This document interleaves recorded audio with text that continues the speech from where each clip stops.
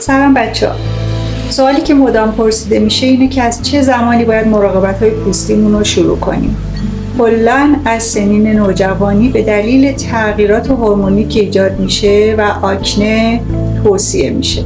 طبیعتاً نوع این مراقبت‌ها توی هر سنی فرق میکنه و اگه بخوام یه چیز کلی رو برای همه بگم، اول از همه اینه که صورتمون رو باید با یه شوینده ملایم بشوریم و از مرطوب کننده و آبرسان سبکی بدون روغن ترجیحاً استفاده کنیم. ضد آفتاب با SPF 30 هم حتما توصیه میشه.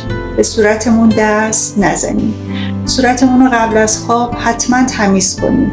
آرایش نداشته باشه، چون به خصوص در شب بازسازی پوست انجام میشه و هر پوستی با توجه به نوع اون پوست و سن اون شخص باید محصولات خودش رو مصرف کنه.